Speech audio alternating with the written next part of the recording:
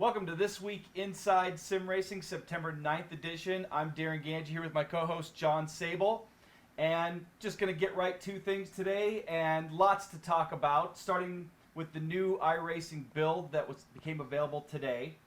We're going to talk about some Forza Motorsport 6 coverage, rFactor 2 news, Thrustmaster news on the T150 and the new T300 Integral, Logitech G920 first impressions, mainly from John, because John's pretty much the only one that's driven it. Actually, I think I drove it for a second. Yeah, you drove it for a little bit. Yeah.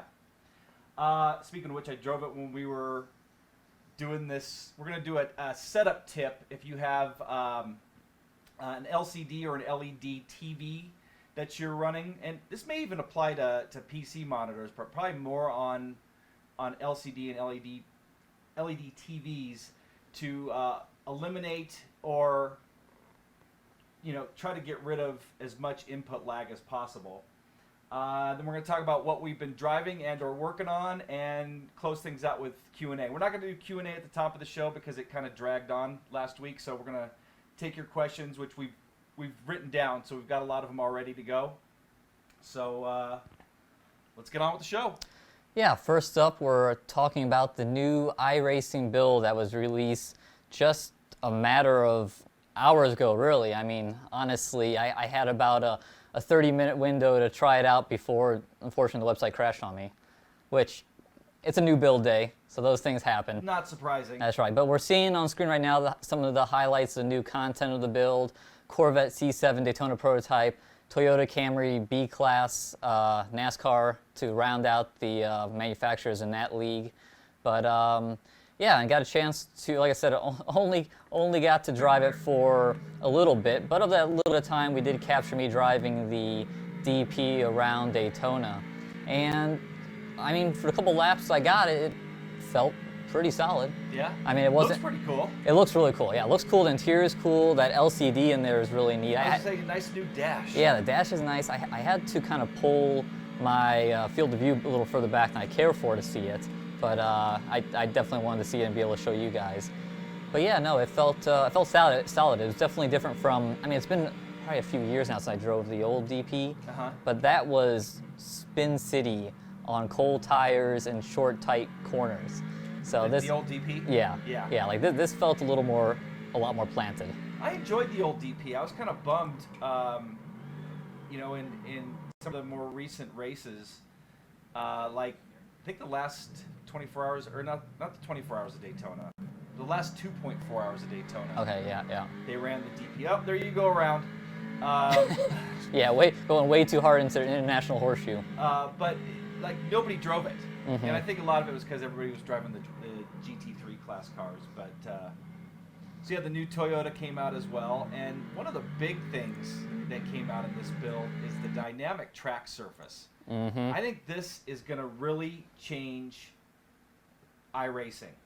Yeah, this is going to be big, and I will say, from a little bit of reading the forums I did today, some positive feedback. Guys talking about driving the Xfinity car, Class B NASCAR around Charlotte, and saying at the beginning of the session they could run flat out, but after a handful of laps, the low groove was just super iced over, and they had to actually go and move up the racetrack. So that's pretty good to hear, because that's exactly what the new track surface is supposed to do. Rubber in, make it slick where everyone's been running, and make you go search for new lines. Well, yeah, and they're talking about marbles, which is really interesting. By the way, guys, I saw your comments. I just raised my volume a little bit. They're also saying they're getting some stuttery visuals on the videos. Yeah. We're trying to run at 60 frames a second, and that could be part of the problem. Oh,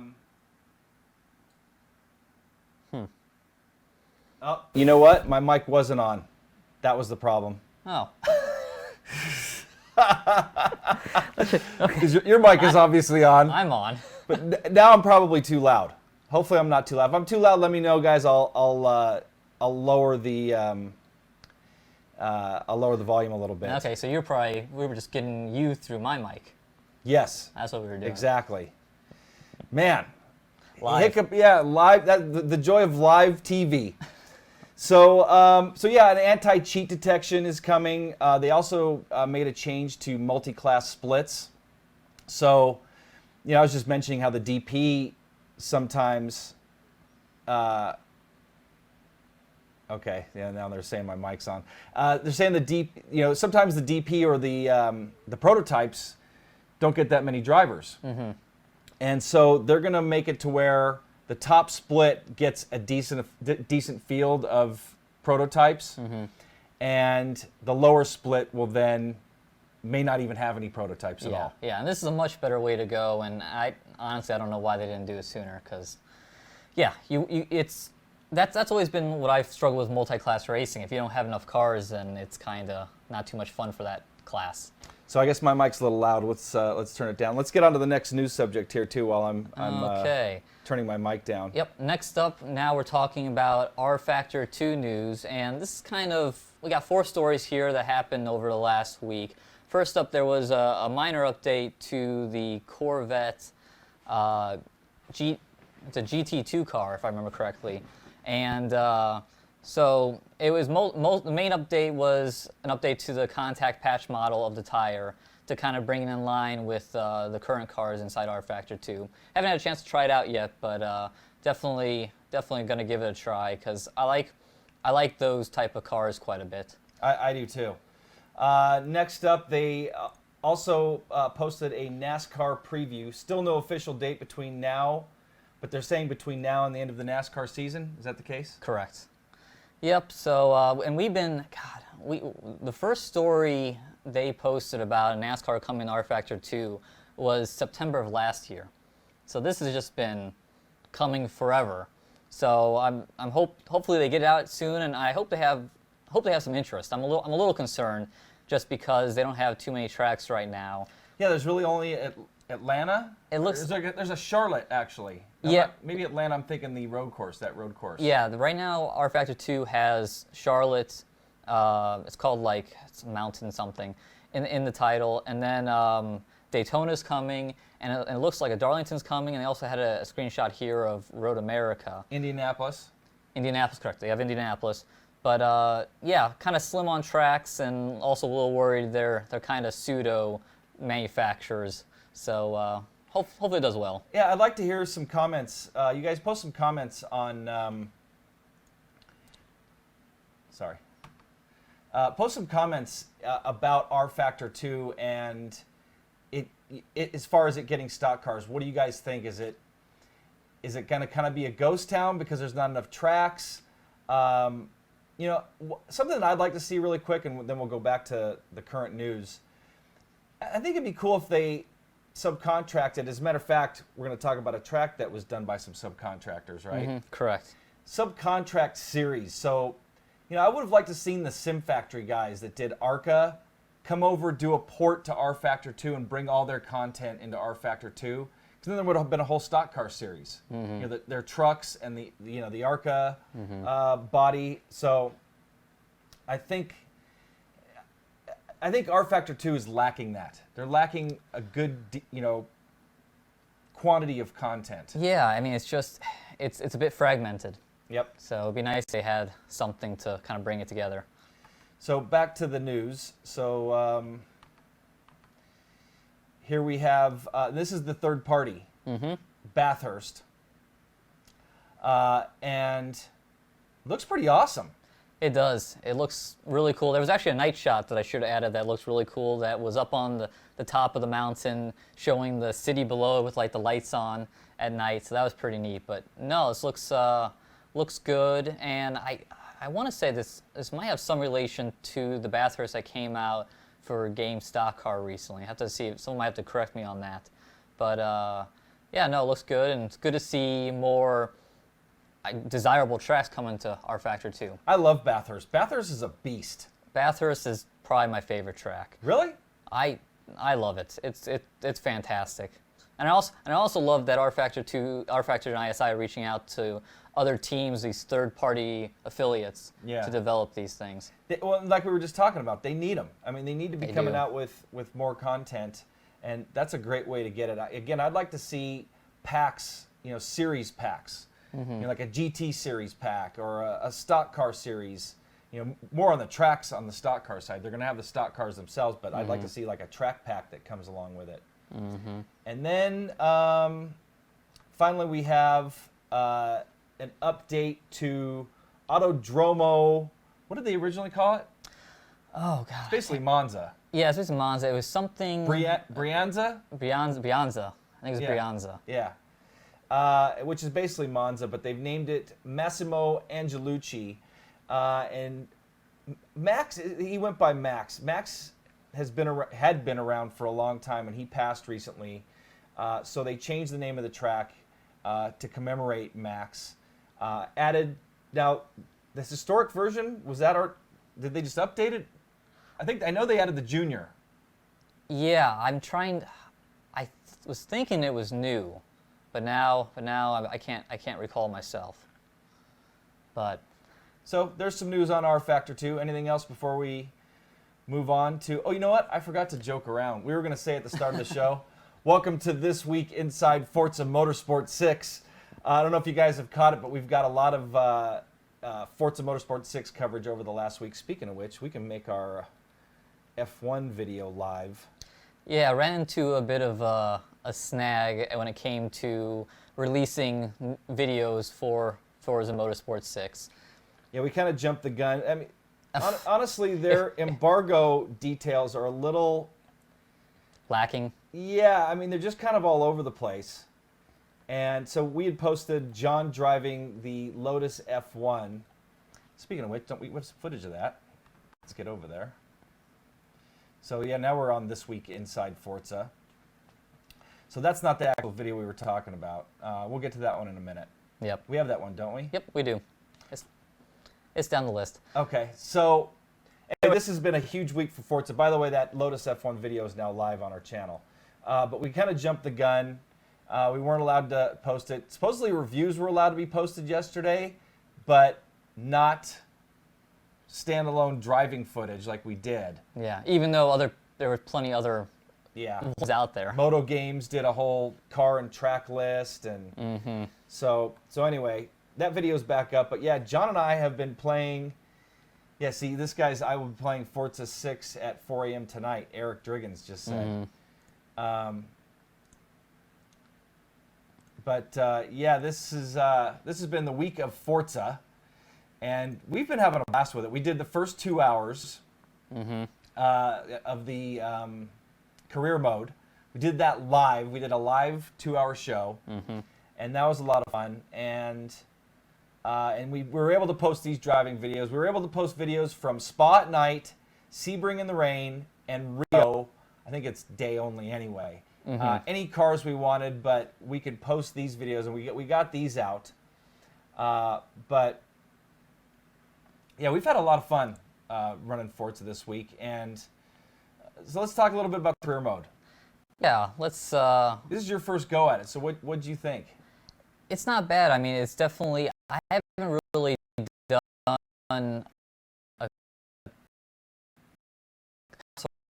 I think that's going to be a great budget wheel.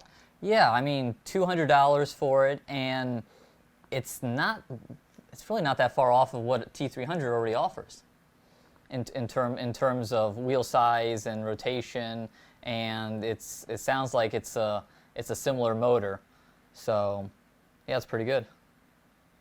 Yeah, I agree, and as far as I guess we're having some issues with our stream. Okay. And I'd ask you guys to refresh.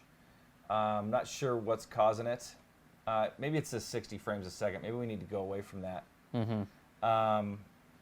But looks good on our side. We're not getting any drop frames, and our bit rate looks good. So anyway, so yeah, I'm sorry. Where'd you leave off with the? Oh, just saying how similar it is to T300 in terms of just the specs. Yeah, really the only difference is it's brushed motors with a mixed belt pulley and gear transmission system, and a metal ball bearing axle. So I think it's going to feel similar to. You never tried the F430, I'm assuming. That's an older Thrustmaster. I didn't. So it's probably going to be a combination between that and the T500, I'm guessing, because since it's brushed motors and not brushless. 1080 degrees of rotation, 11-inch rim. The Ferrari version is going to be available in Europe only, and then the PS3 and PS4 versions and PC will be available here in the US. And €199 and $199 US dollars. And we're going to be reviewing it when it becomes available. We'll be getting one. The wheel is not removable. Correct. So you can't change out rims, but you can change out the pedals. So you can go to the T3PA pedals, and you can go to and you can use the TH8A shifter, which on the PS3, PS4, and the PC you plug it in as a standalone shifter anyway. So, Yeah. But you'll be able to use it in conjunction. I get questions all the time. Can I use a TH8A shifter on the PS3 with my Logitech DFGT? And the answer is no. You have to use the Thrustmaster base with that shifter on the PS3 and PS4. So anyway, yeah, that's pretty cool. Another thing coming from Thrustmaster is the T300/599 Evo T3PA integral system. So you're going to be able to get that rim, the T300 base, and the T3PA pedals for $469.99 US and Euro. And that's a hell of a deal, considering if you bought all those things separate. So if you were buying a T300 by itself, you know, the pack, you know, with the pedals and the rim, and a set of T3PA and the 599 rim, it's $678. Yeah. So that's like $200 off as a package. Yeah, it's an amazing deal. I mean, even when they came out with the pricing, we kind of had to do a double check. We're like, that's right, correct? That's $210 cheaper US dollars, and it's like, I honestly can't believe they're selling it for so cheap. I mean, it's a really great grouping of pedals and wheels there. I agree. And there's no official announcement yet, but I got a feeling we're going to see a pack just like that for the TX. I would imagine so. Yeah, I don't know why they would do it for the T300, not the TX. And just like there's the TX base that's standalone, I got a feeling we're going to see the T300 base standalone. No confirmation on that yet, but I got a feeling we'll see something like that in the future. And it's great to see that Thrustmaster is listening to us and the community in what they want. Yes. You know, a lot of them didn't like buying that package. You know, with those pedals. Those pedals they're okay. Yeah, I have to imagine those pedals are sitting around in a lot of people's basements and whatnot. Yeah, and I think with the T150, they make sense, that set of pedals. And you can still upgrade to the T3PA pedals. So basically for $300, you can have a set of T3PA pedals in the T150 base. Gotcha. So anyway, I like the direction that Thrustmaster's going.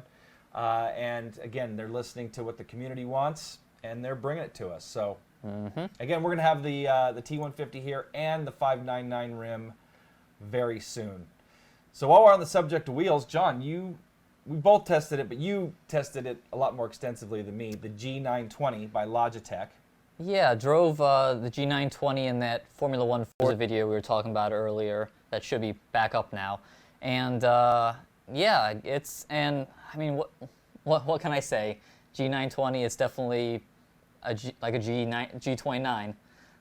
It's identical, but it's the first Logitech wheel or base that's compatible on the Xbox system. Yep. So that is cool. The only differences between the G920 and G29 is that the 920 lacks the shift lights, which I don't know. To some degree, the shift lights are always so low, you never really saw them anyway.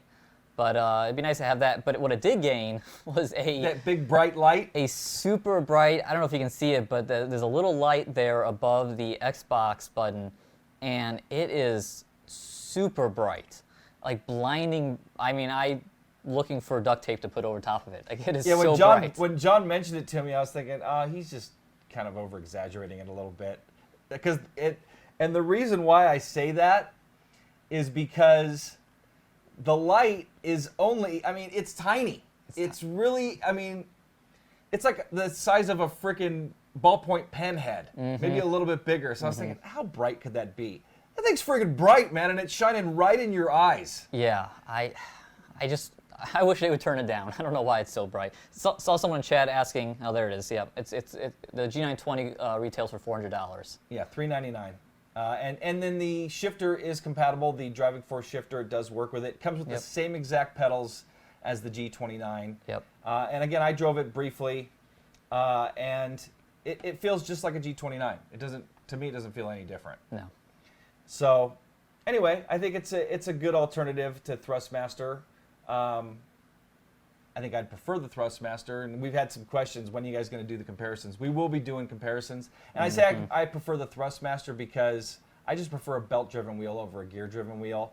Logitech does make quality components, though. Yep. They're known for durability and lasting a long time. John ran his G27 extensively for 4 years, so they definitely hold up to a beating.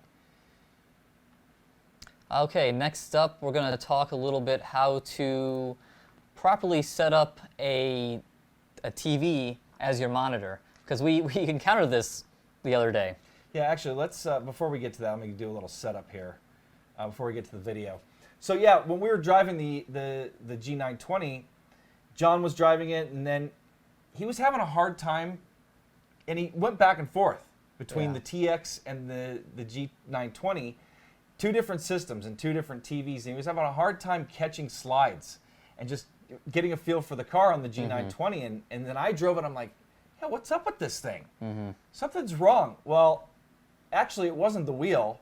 It was because the monitor that we were driving it on had all these presets that were set. Or actually, I ended up turning on one of the presets, and it was to, I don't know, I'll show you guys here in a second, but basically it created major input lag. Yes. So now let's go back to that video really quick. So this is the standard setup. And so you go to advanced settings, it's the motion enhancement. And if you see it's on low, and then I'm going to turn it to high here, and you'll see we're going to show you the difference in input lag between this and then in when you turn it off. So when you turn it off, or you put it, like some of these newer LCDs have like a game mode. You turn it to the game mode, and you don't have that problem. But when you run that motion enhancement, we're going to get to, here it comes. So watch the input lag. Yeah, and that's exactly what I was feeling, and I was having such a hard time driving with that. Yeah, I was too. Yeah, and understandably. So now you're going to see what it's like. We're going to switch it to game mode, and you'll see the difference. So right here, there's a preset that allows you to switch over to game. And in game mode, when you switched over, it knocked a few settings out for you, didn't it? Yeah, it grayed out some of the settings, like that motion enhancement. Mm-hmm. Yeah, see, it's grayed out. I couldn't even turn it on if I wanted to.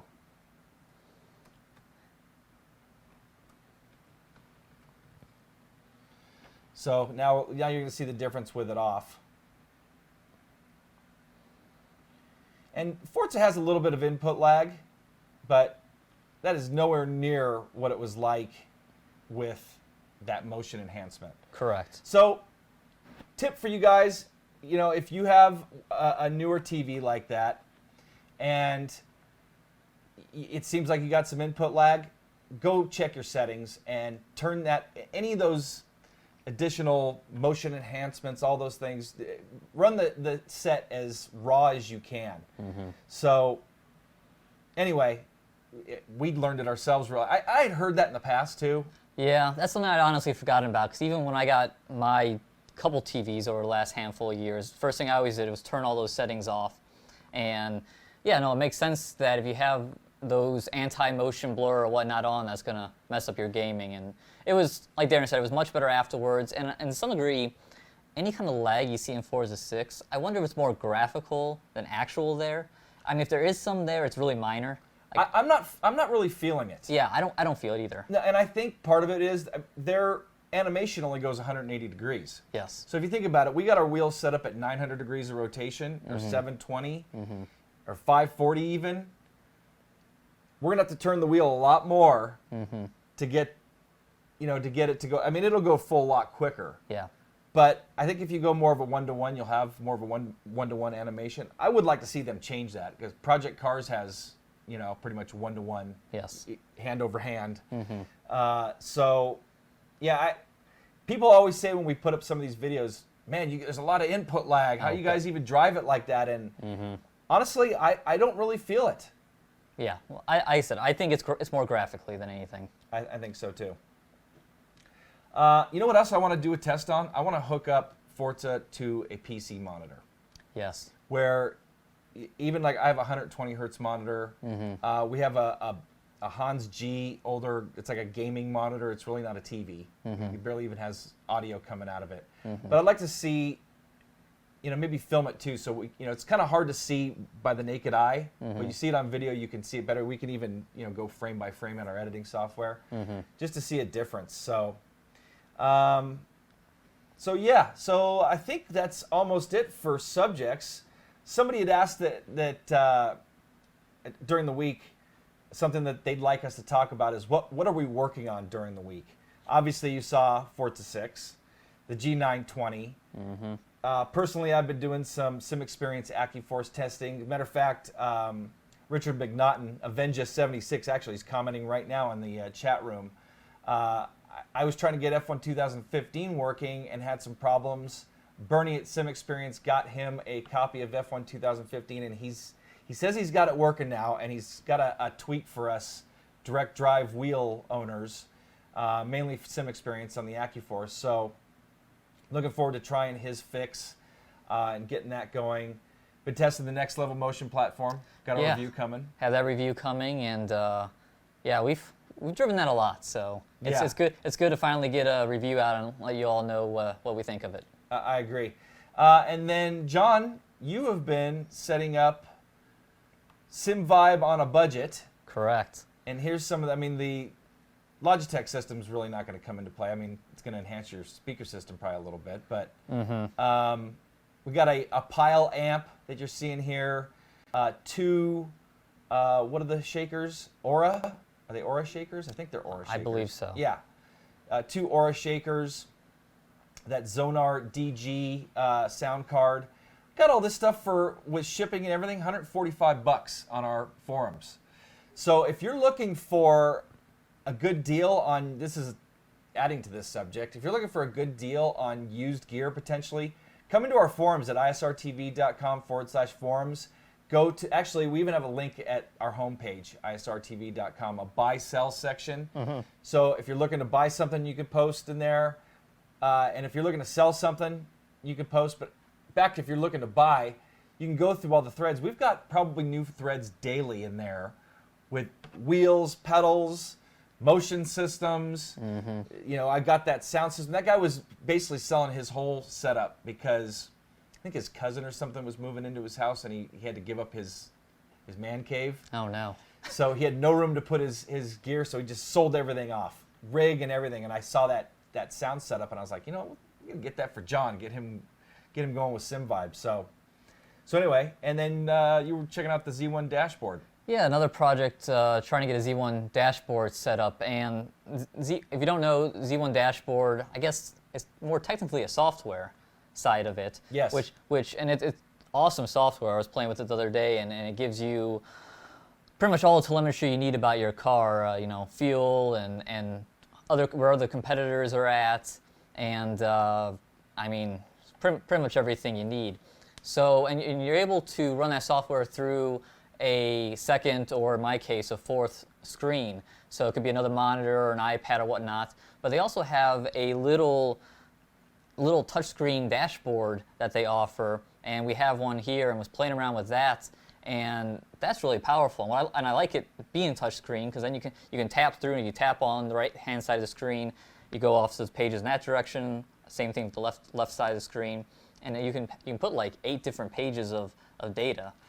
Yeah, well, and you can run it on a separate monitor too. I don't know if you said that. Yep. I was responding to. I didn't respond in particular, but had a troll in chat. And by the way, guys, I banned him. We'll try to ban people and moderate as we go. So if you notice, you're not going to see those crappy comments that we've just been seeing the last few minutes. So we apologize for, a lot of times we can't control what's going on in the chat, but we really enjoy reading your guys' questions. But anyway, back to the Z1 Dash. I ran that thing for a while. It's a great setup, and you have to have it close to be able to take it. You do. We've got the touchscreen version. You can get that, but then you can buy the standalone software, and then he's got a server version. We'll talk about it later. I don't have a link. Just do a search for Z1 dashboard, and you'll probably find it. It's like Blues software or something like that. Anyway, he's got a server version where you could port the data out to basically so we can use my laptop and use that as a screen. So there's all sorts of really cool telemetry and stuff that you can check out on the Z1 Dash. So John's checking that out. Yeah, I'm excited. My biggest thing right now is just figuring out a good way to mount it, right? I mean, currently I was just going to Velcro it to the top of my monitors since my monitors aren't that high.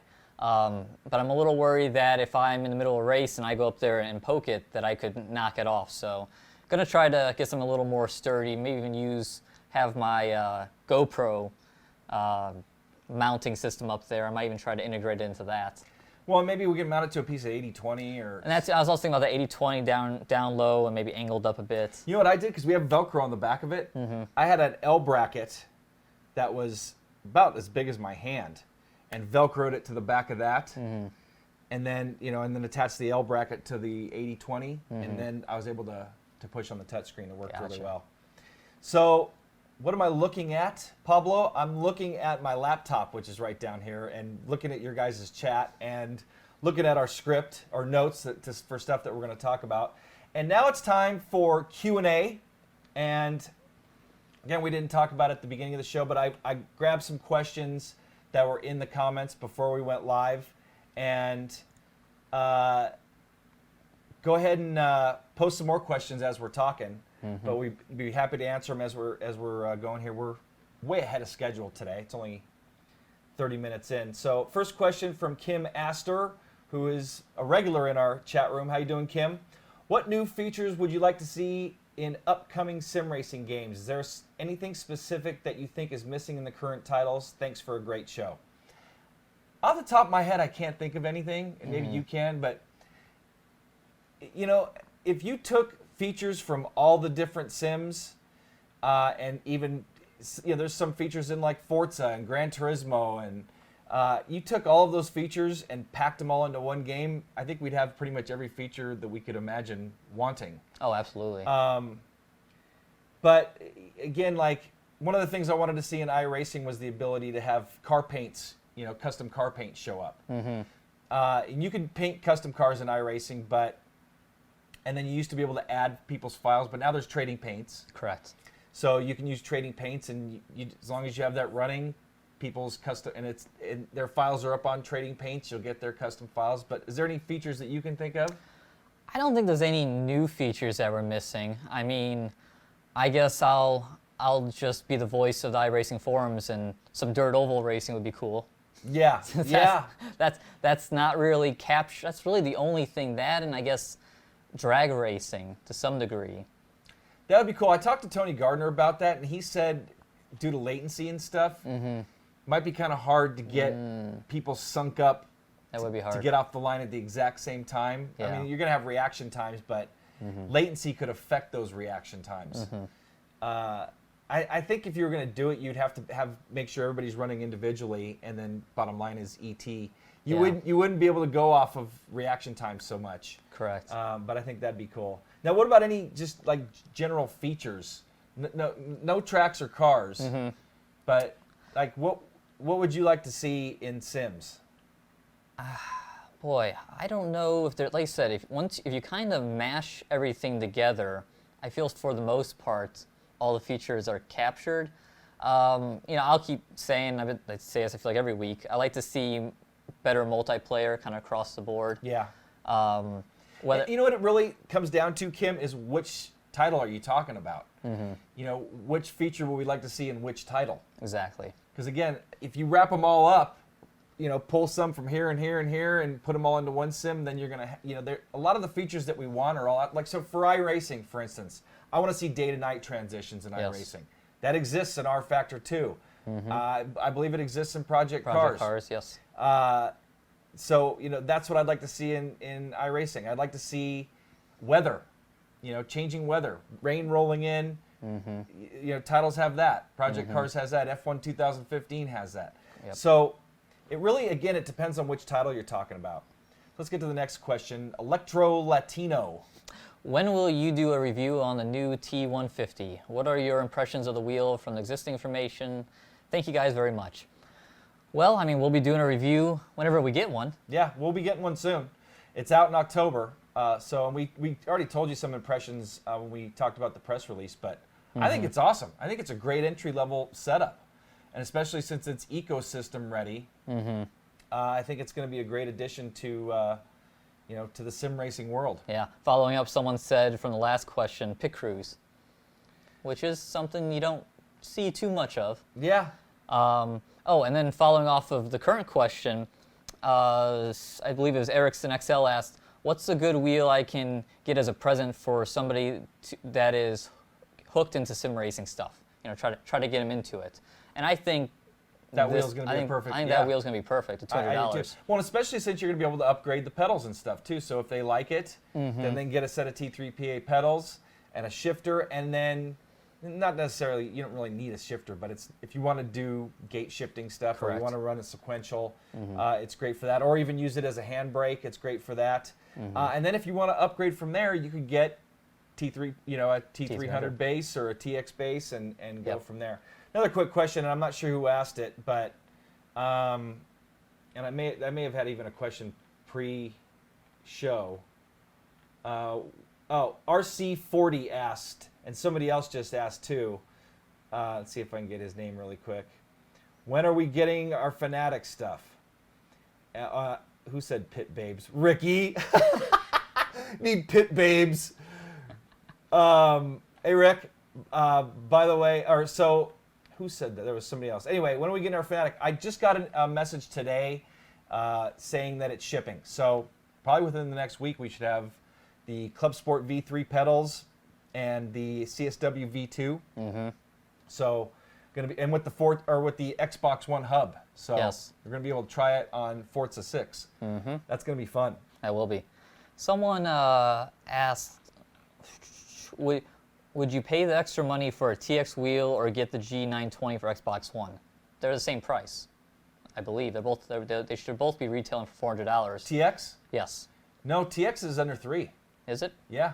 Okay. Last I'd seen, the TX is or maybe low $300s. We can maybe pull it up while we're talking. While I'm asking the next question, you can go check. But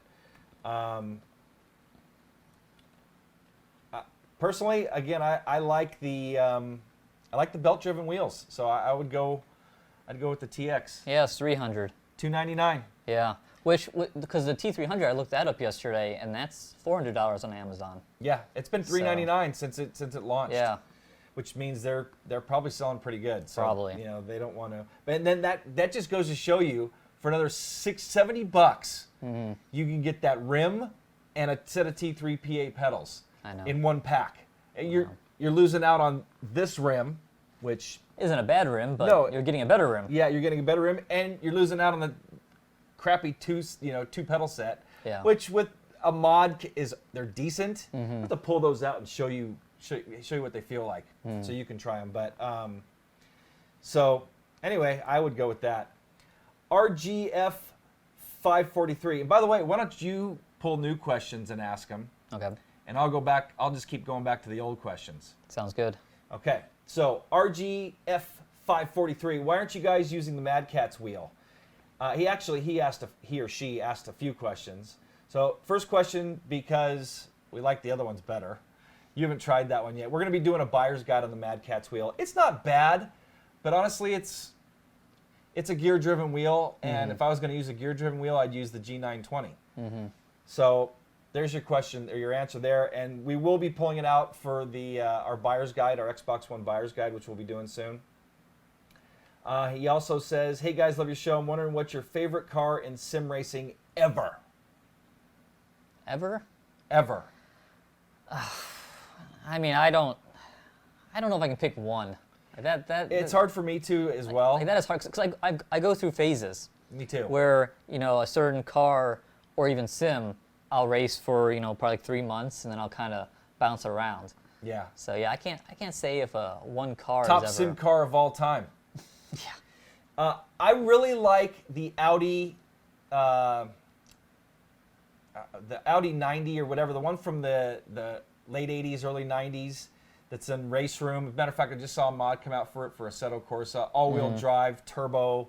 It's in Forza 6. That thing's just wicked. I saw that car race in real life in the rain, and it just beat the crap out of everybody in the old IMSA series. I'd say that's probably one of my favorites. I just like that car. It's just cool. It was badass in real life. And then his last question is, what's our favorite platform to race on? Got to be the PC for me. Oh yeah, absolutely. I mean, I really enjoy running on the Xbox One and the PS4, but I've been having a blast with Forza 6. Yeah, and something we joked around about is we fired up Forza 6 and plugged the TX in, and it worked. Yeah. Yeah, so for plug and play, I'd probably say Xbox One. PS4 doesn't have enough racing titles yet for me to... And I love playing my PS4 for gaming. Yeah, PS4 is a good system. Yeah, I've played The Last of Us, Remastered, just a bunch of other games. But I love and I have Madden and a couple sports games, MLB The Show. But I really like just the plug and play ability of the current consoles. And real quick, we were talking about Forza 6 earlier. What do you think of Forza 6 graphically? I think it's one of the better looking games out there. PC or console? Yeah, just in general. And what's interesting about it is the graphics will adjust on the fly depending where you're at. Like I did that IndyCar race at Rio, which, city background, lots of things to render. And it definitely was, I was seeing more pixels. But where it really blew me away was running the Viper in the rain at Sebring. And maybe that's because you don't have as much of the sun effects or whatnot, but it looked really good there. It does. But I think overall, just like the graphics are really good. And if you could take those graphics and put it on a PC with maybe like a little bit of a larger graphics card to handle some of those situations, I think it'd be one of the best looking games out there, period. I wonder what iRacing is going to look like once they get their DX11 stuff going. I have high hopes. Me too. You're up. Yeah, I had someone in chat ask, hey guys, my question is related to the pedals, the G27 pedals. Is it better normal or inverted? I haven't tried it inverted, but I'm sure you have, right? I think I might have at one point. It's always something I've always thought about taking apart my G27 and mounting it inverted, because I always feel like that would feel more like a normal car. Yeah, I was running the T3PA Pros inverted for a while on my rig, and the only reason why I didn't like them as much as floor mounted or F1 style is because when you invert them, it doesn't have the same mount points. Okay. So they tend to tilt a little bit when you have them mounted to a rig. But you know what? It's really personal preference. I don't really prefer it either way. I think I like it both ways, but just most of the time I just run it, F1 style floor mounted. Somebody just asked something I thought we should get to really quick. Best rig you've tried. Marco VCF. Probably the current one that I'm racing in my JCL to be faster, just because it's so configurable. That's a nice rig. It is. It's solid as a rock. The R-Seat RS1 was beefy, solid as a rock. The Obuto Revolution is a great rig. The Obuto Ozone, the GT Omega Pro. I'd say in order from the JCL down, that's probably my preference. Some of the best rigs are DIY, because then you can build it to the way you want it. Yes. So, and that's what's so good about the the JCL and 80/20 profile is that you can do whatever you want with it. Had our buddy Ricky ask, what's your favorite, most used aftermarket rim? Now, I only aftermarket rims I use has been since I've arrived here, and I probably have to be that Momo Mod 30. You mean the Mod 27? Hold Mod on. 20. That's right. It's a Mod 27. I'll go get it. I'll just hold down the fort while he's grabbing that. But yeah, no, that since that's a real racing wheel, I mean, it's hard to beat that. Oh, my chair just sunk. This is my favorite rim, the Mod 27. And I've been using it on the AccuForce lately. That's why I've got screws coming out of it. But that is probably my favorite rim. I love that rim. And you know what? It really depends on what I'm racing. I like this rim for NASCAR style stuff. You haven't tried this one yet, have you? I haven't, but I did drive this. Someone asked you what you thought about that. Yeah, no, drove this in the IndyCar Forza 6 video, and I honestly really liked it. I mean, I was a little concerned because it's a bit plasticky, but you know, it feels really legit, especially when you're driving an open wheel car. Doesn't feel plasticky when you're racing with it. No, when you're racing with it, it feels great. No, I really liked it. Yeah, I do too. That's a great rim, and I had that one that was totally modded out. That thing was freaking awesome. I should have asked you to bring over that old leather one because I've been eyeing that. I was eyeing that earlier today, going, I should really fire that up with like the old Lotus 49 and iRacing or some of the older F1 cars in rFactor 2. This is a Momo too. Is it? Yeah. Oh man. So yeah, this feels legit. When I did the Euro Truck Simulator piece, I drove with that rim. Okay. So it made it feel like I was driving, big 18-wheeler. Now this makes me want to go do some GT Legends type racing. So next question, this name be great. Welcome back to the chat room. When are you comparing the T300/500 to the G29/920? So it's actually going to be the T300 versus the G29, and then we're going to do a piece on the TX versus the 920. You know what? John and I talked for about a half an hour this morning about how backed up we are in content. Yeah. And there's just a lot to cover in Forza 6, and new game releases only come so often. So really being able to take advantage of those takes up a lot of our time, and that's why we're focusing on Forza 6 right now. But we plan on getting on those, doing the buyer's guides, the G920 review, lots of other stuff. Project Cars review, F1 2015. We're talking about reviewing Assetto Corsa. So we've got a pretty good, good bunch of people. 153 watching now. Yeah, once we got through that video hiccup, which no idea what that was about. We'll have to go back and watch it. Could have been that 60 frames a second thing. Could have been. Someone asked if there's going to be a T150 variant for the Xbox One. Good question. Which we don't know. I mean, I would like to think so. I don't know why it wouldn't be. It'd be smart of them. It seems like they go, both directions as far as supporting both. Yeah, exactly. I think it'd be wise of them to do that. That's a great question. Marcel Ooms asked, he always drives with the race line on, tried many times without it, but he's getting stuck in all those circuits. Please tips how to learn this. Bottom line is practice. Yes. You really need to practice. A good way to learn a track is with the driving lines on.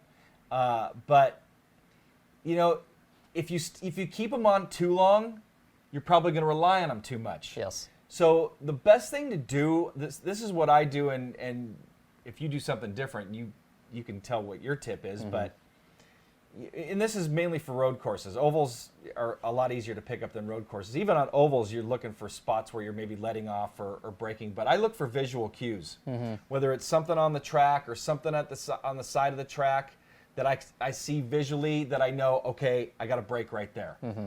Or if I've passed that sign, I'm braking too late. Yes. So visual cues are very important, and I'd say the best tip I can give is start with the line on, turn it off as soon as you can, and run as many laps as you can. It could take, some people it takes 5 laps to learn a track, some people it could take 500 laps. Yeah. So, and it really depends on the track too. All tracks are different, so practice. Yeah, and I mean, maybe one good way to go about it is have the braking lines on, but when you enter a braking zone, go and look off to your left or right and go to see if you can pick out a brake marker or a tree or different curbing, some other kind of marker off that line that you can start using. And so when you turn that braking markers, that line on the road off, you'll have a better chance at actually hitting your marks. Karen Sikora gave a great tip. that goes along with that. Drive slow your first time on a track and look for the landmarks and braking points. I'll do the same thing. If I go to a track I don't know, I'll just go around there about 60 miles an hour and go slow. Yep. Someone, I laughed because I missed the name, but how did John manage only to get 1 point in the ISR TV Dirt League? Hey, John's new to rally, and that was actually, he scored in the points that week. Yeah, that was, I don't know. I didn't do a very good job. I sat down, I knocked out all 6 races at the time in one night. Someone's saying, why didn't we iron my, are you talking about him or me? Rotten steam? I think my shirt looks fine. I think it's just the pattern that makes it look not ironed. Yeah, it's probably just a pattern. I wouldn't iron a t-shirt, so I don't know. But no, anyway, yeah, I just kind of knocked those races out. And one thing I didn't do is that was right after the clutch kick was enabled, and I wasn't taking advantage of that. I took advantage of it. I wasn't taking advantage of that, and also I had my field of view set up where I didn't know what gear I was in, so I kept on getting around all those hairpin turns, and it'd be like, okay, downshift, downshift, neutral? in the neutral. Yeah, I was doing that too. So those are my excuses. They're all very lame, but I'm sticking to them. And you know what? We missed last week's racing too, or rally, because I think we were just so wrapped up in Forza 6. But that's, check out our Dirt Rally League if you haven't yet. There's links to it in our forums. And it was a lot of fun. We had like 50 plus people that were running that. Ricky D, 1080p, Ricky Davies. Any news on IndyCar coming to Project Cars? Not that I know of. Have you heard anything? No, I haven't. Oh, well, Indianapolis is supposed to show up. Oh. And I think, I wrote that blog post now, I think last summer. It's been a long time. So maybe IndyCars was part of that. It might have been. But yeah, I have heard zero as far as Indianapolis coming. And if I remember right, it was like a pseudo-Indianapolis, and it had like mountains in the background. Oh, I remember that. Which I joked about because it's like, there's no mountains in Indiana. I mean, there's no mountains within hundreds of miles of Indiana. Dave D asked when we're going to get some T-shirts and ball caps. Go, go, go. We need to do that. It's on the list. As soon as we do, we'll let you guys know. But yeah, we had them at one point, but we need to get set up in one of those sites. We talked about it, I think, last week or the week before. We need to set up one of those sites like Cafe Press or something like that. Yep. Have one here from Jensen13 who asked, have either you ever used iRacing on a Mac? I haven't.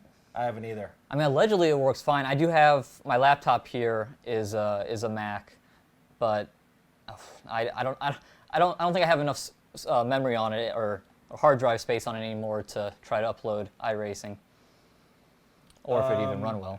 Let's see, a few more here.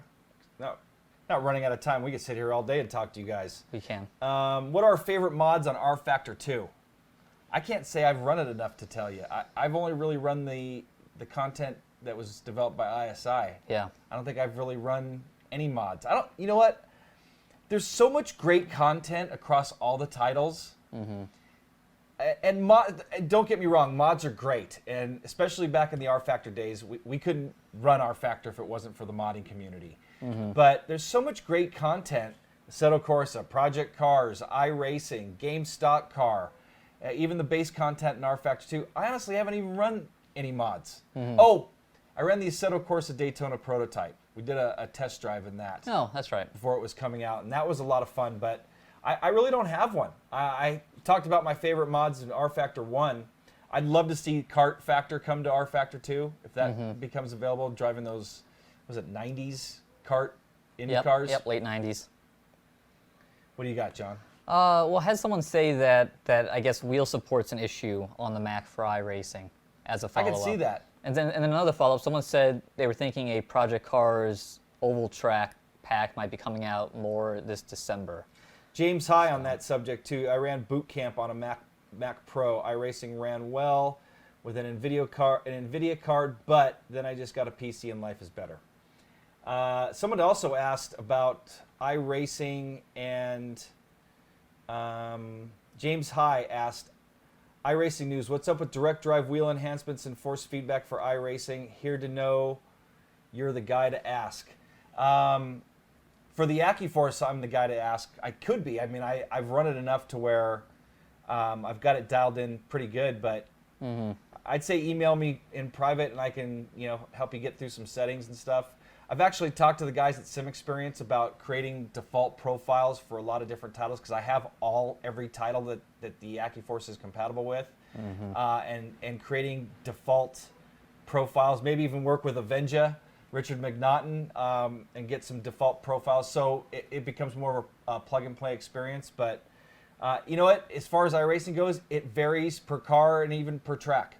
Yes. It can vary pretty greatly.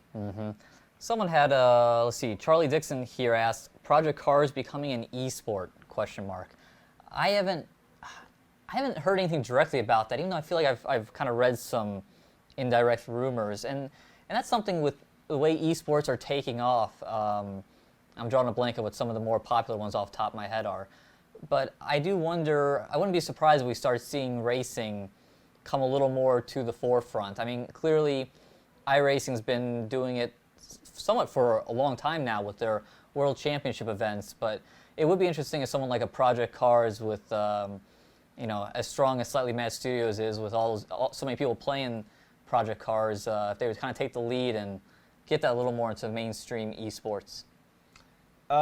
Real quick, yeah, and I've heard, I heard some rumors about that too. I'm not sure what's going on with that.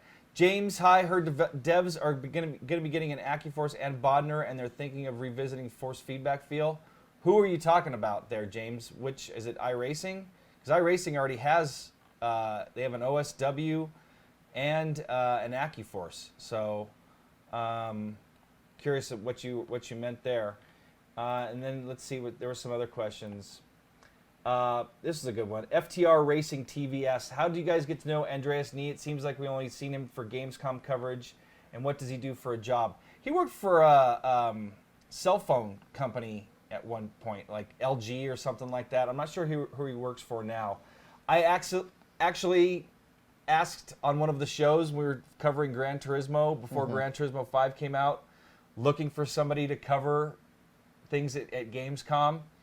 And Andreas was the only person that responded. I told you this story the other day.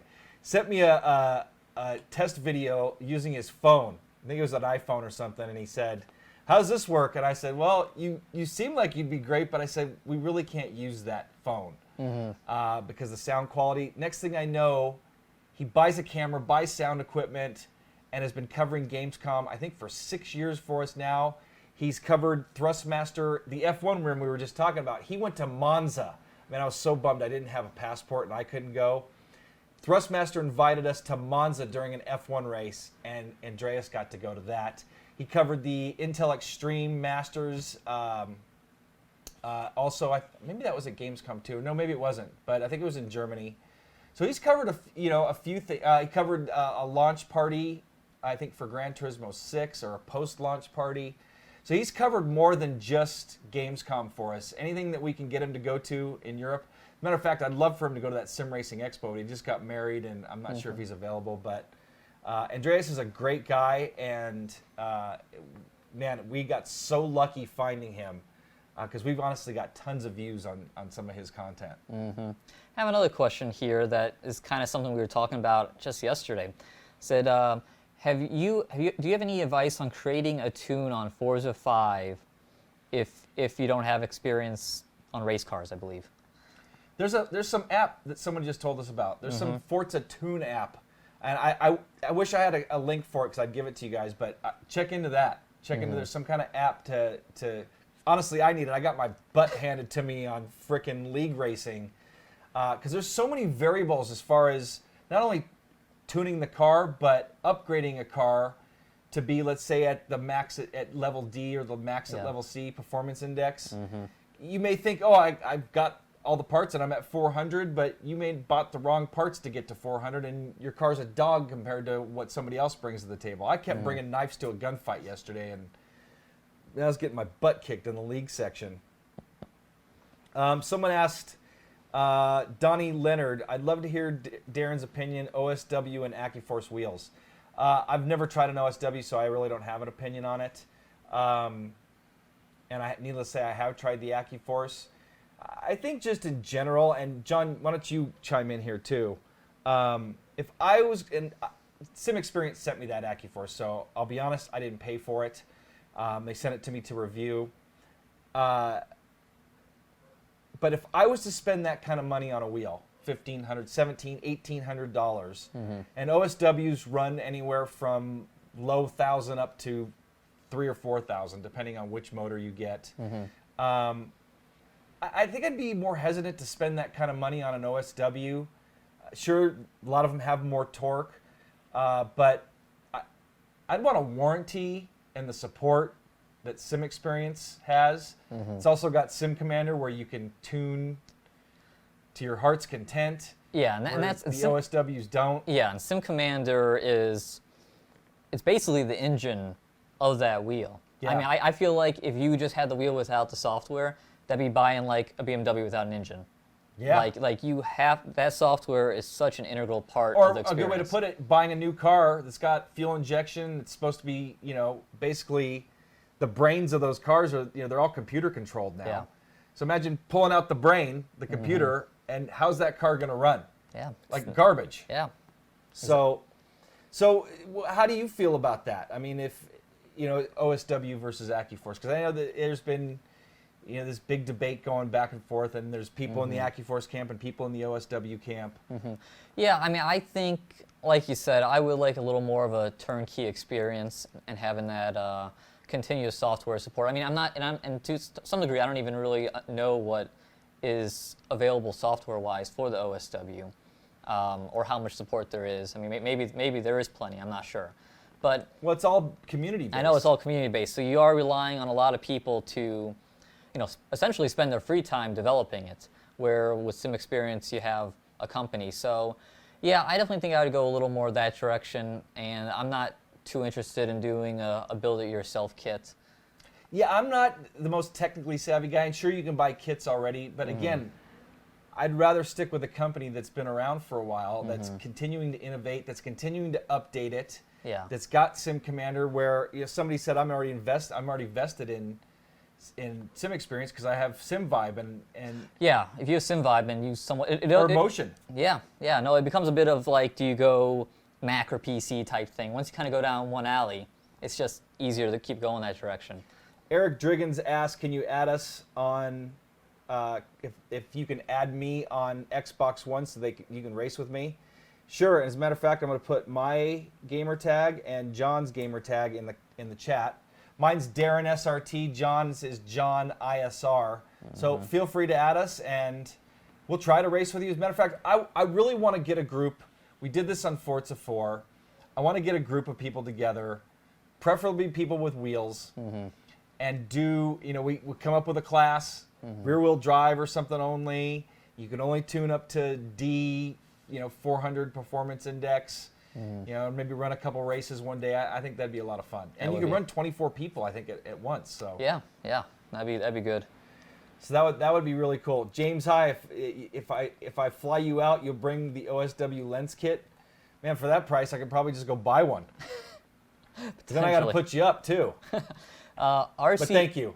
RC40 asked, seemed like only the die-hard sims covered triple screen, i.e. iRacing and Assetto Corsa. Yeah, that was one. That's one you had? Somebody asked that same question. Okay, yeah, and it's... actually, Marco VCF, what do you think of some of the new sims that don't have triple screen support? I think a big percent of the sim races are using triple screen. Yeah, well, I don't know about big percentage, but I definitely think maybe a lot of them are. Maybe percentage hanging out here especially. Yeah, it's kind of frustrating. I mean, I have triple screens and Race Room, Project Cars, both unsupported. The Codemaster titles are unsupported, but not as bad looking. Race Room seems to be kind of the one I struggle with the most. My driver size mirror is huge in my left monitor, and Project Cars is a little bit of that as well. So yeah, it's surprising. I don't know why. I mean, 'cause what is the list? iRacing, Assetto Corsa, rFactor 2.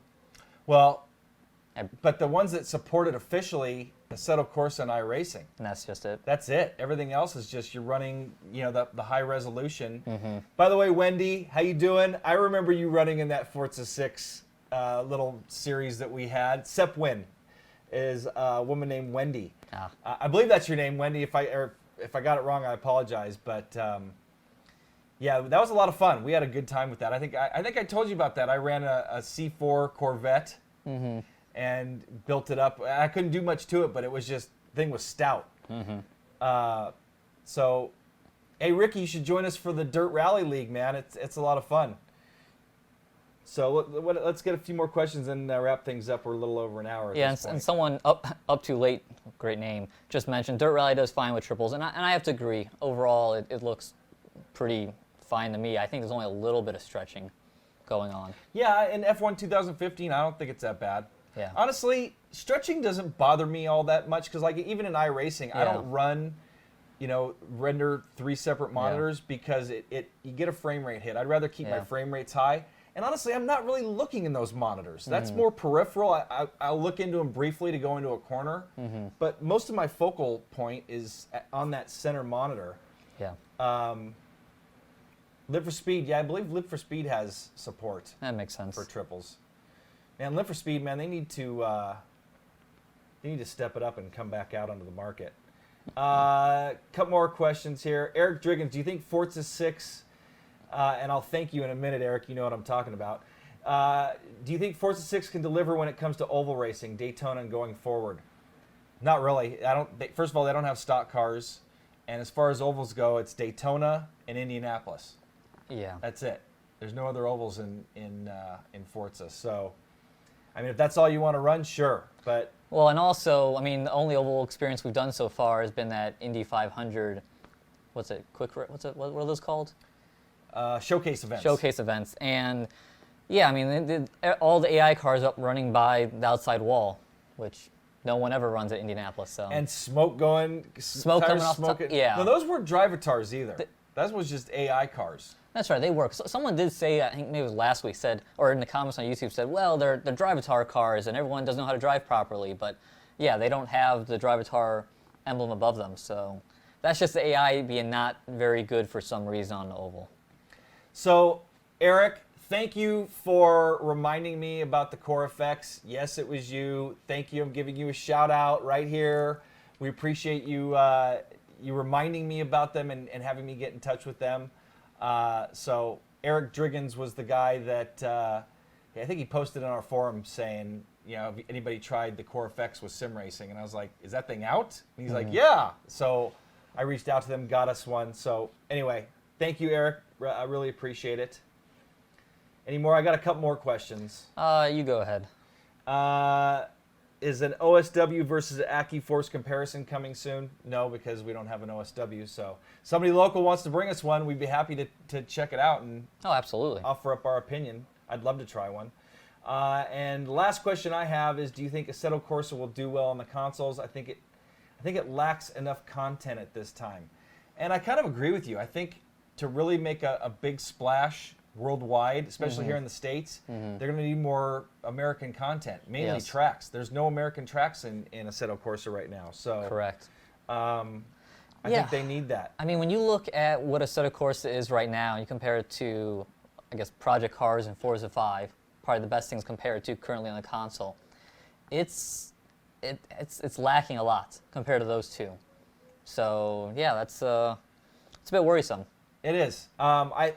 I think if they come out with more content, I think it'll do great on the consoles. And I think it's a smart move for them to move to the consoles because it's a great title and they did well on the PC, on Steam. And I think the console guys need another decent racing title. Yep. One question that came up was, well, not really a question, but someone says, don't you need Kim Master, you need a good PC for triple screen. Well, you're building a new PC soon, so this might be worth something to hook it up to triple screens at some point. I don't think the system's going to do. I know. It'd be interesting to see, though, since it is a really budget build, if it could handle it at all. So in one of the machines you've seen us race on where the next level is, there's a 760, I thought I had the box here. It's a 760 GTX NVIDIA card, and it's capable of running triples.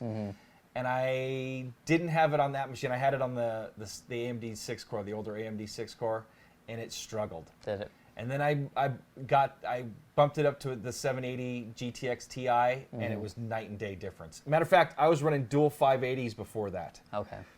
In SLI, and the dual 580s were much better than the 760. Okay. So that system that I'm building only has a 750 in it. Okay. So I think we could run triples on it, but It'd be a struggle. yeah, so that system, I'm building a system for editing. It's an i7, and I only got a 750 video card in it. But just so you know how much it costs, I mean, if you really source things out, you can get a pretty decent system for under $1,000. I got that system for about $800. 8 gigs of RAM with an i7 4790, I think it is K, so it's clockable, decent motherboard with the NVIDIA 750. So I could have spent another $200-300 and got a really good video card, and I would have been right around $1,000. Yeah, I like to think that you could build a triple screen system for $1,000. You might not be able to turn a ton of eye candy on, but I think these days for $1,000 you might be able to get away with it. RC40 uses a 970 on triples, and he says he's got iRacing maxed out. So, so that's a pretty good. That tells you. Yeah. What it's. Well, and I will say iRacing though is definitely not too hard on the system because I run iRacing pretty well, but then I go over and maybe it's because I have an AMD. Project Cars is a dog with my system on triples. What card do you have? I have the R9 285. Okay. So I know because I'm like into the R9 3 something. So I was shopping. They've gone to threes now. When I bought it last year, they were in the twos, and it's supposed to be a decent car. I think brand new retail it was like 250, 275, because I have the 3 gigs of memory versus 2, and but yeah, there's some. I would think that makes a difference too if you're running triples. Yeah, getting a card with more memory. Yeah, I would say you want at least 3. Interesting. But yeah, no, I struggle on some titles. But then again, like I said, iRacing run really well. Set of Corsa I run well with, and the Codemasters Dirt Rally I run pretty decent. F1 I struggle with. So one of the keys too with any video card you get, no matter if you're running triples or single, is getting it to run at a high frame rate. And me personally, I run 120 hertz monitors, and I always try to have especially in iRacing, I always try to have my frame rates running well above 120 FPS. And it seems like a real one-to-one experience, where if I run, at 60 frames a second or on 60 hertz monitors, and I'm not saying it's bad, but I see the visual difference. Oh, there's a difference. So, any other questions before we go? Let's see if we can take one more each here. Yeah. Someone asked about replacement parts for T500 RS pedals. I would just hit up Thrustmaster. I personally don't know of one off the top of my head. Or maybe even consider getting a load cell. Like Ricmotech has a T500 pedal load cell that may bypass needing that spring. I'd say if you can go that route, you should. Marco VCF, VSync on or off? I run it off. Yes. VSync can create input lag. Even though I heard something recently that maybe something had changed, and I don't even know what it was exactly, that maybe you can run VSync on it now, but I'm still leery of it. Well, there's G-Sync too. Yeah, well, yeah, G-Sync from NVIDIA. Right. Which works with your monitor and your graphics card sync up to have the same frame rates, and then AMD has FreeSync. But you have any more questions? I got one more. No, you go ahead and we'll end it with that. P-Head UK, are you running the new capture card now? Actually, we're running it right now to capture this video. So yeah, we got our 60 frames a second capture card. The video that we just put up of John running the F1 car in the no rain. No rain. F1 car at Nordschleife. I practiced in the rain, but Yeah. that was just too much fun. That's in 60 frames. So our camera can handle 60 frames and our capture card. So everything from now on should be 60 frames a second. Here's one more question. You guys keep throwing questions at me that I want to answer because they're good ones. Let's go for it. Any other high-end pedal reviews coming? MPPC, HPPs, HEs? No, we don't have any coming. I actually talked to the guys at SimCraft, or their DIY Sim now is what they're going by. And they have a set that they just created, and we may be getting that one soon. But no plans for high-end pedal sets coming. One more softball question. Someone asked, what would be your dream car? Oh, in real life? Yes. Someone asked what dream muscle car. No, I saw that one too, yeah. I don't know, probably something with a Ferrari badge on it. Yeah. Like I took a ride, I wish I would have driven it, in a 458 Italia. Did I ever tell you that? Did I tell you that story? No. There was a place that rented these cars out up in Northern California. And the guy worked there and took me for a ride in a 458 Italia. And I was thinking, oh, this guy's just going to putt around the corner. This dude drove that car like he stole it. And I was like white knuckling it the whole time and was just blown away. That car shifted so fast. It was paddle shifting. He did a donut in the parking lot and then went up the street and went around this corner, probably pulling more than a G around this corner. And I practically crapped my pants. It was so intense. But probably something along the lines of a car like that, like a 458 Italia or whatever the most current Ferrari is. I don't know if this would be my dream car, it's kind of a mundane one.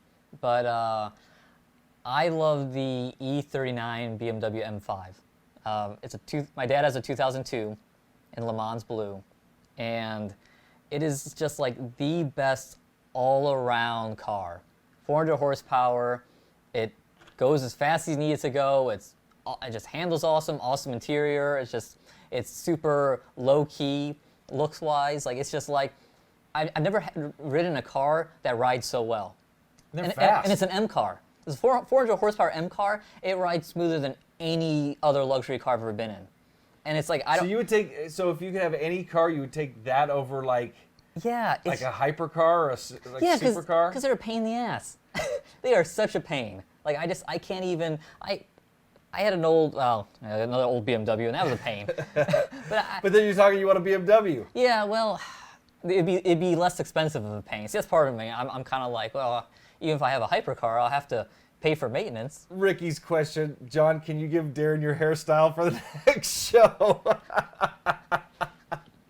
My hair's not long enough for that hairstyle. I'm too old. This is my like Lewis Hamilton attempt, but except my hair is real, unlike whatever he has on his Someone head. also asked about an Oculus review, and I did one of the DK2. And so Ben's, I already did check our channel, do a search for Oculus. Wasn't fond of it. I mean, I could see it being really, really cool once they dial in the resolution and stuff. And I had mine. I borrowed it from somebody, and I had it hooked up to an older system, and it kind of struggled. So anyway, gonna wrap things up now. Coming soon on the show, we've got the Pagani Next Level Motion platform review. Hoping to have that out by the end of the week. I think we said that maybe a couple weeks ago, but we got caught up in Forza 6. Yep. Logitech G920 review. More Forza Motorsport 6 coverage. And again, like we mentioned, we got the Fanatic Club Sport package coming soon, so we'll be checking that out. Anything? Oh, and we'll be doing your Sim Vibe on a budget piece. At some point. Yeah, we got a lot of content to get through. Someone also asked, is Darin and John related? No, we're not. So If you only saw us stand up, yeah, it's a height difference. yeah, there's a big height difference. So anyway, anything else before we go, John? No. I think thanks Zen for all the questions and all the comments in chat. That was really good. Man, we went an extra 20, almost 30 minutes just taking questions. Yeah, I know. We only spent 30, 40 minutes getting through our show. Yeah, So. it's fun though. Love taking your guys' questions. Thank you so much for joining us here. Had a good crowd, up to over 150 people at once live watching. Actually, we got to 450 during our Forza 6 live show, which was really cool. So anyway, it's great to have you guys here every week. And girls, we really appreciate you joining us. Tune in next week, same time, same place. We'll be back again. Lots of coverage coming during the week as well. For John Sable, I'm Darin Ganji. We'll see you guys next time.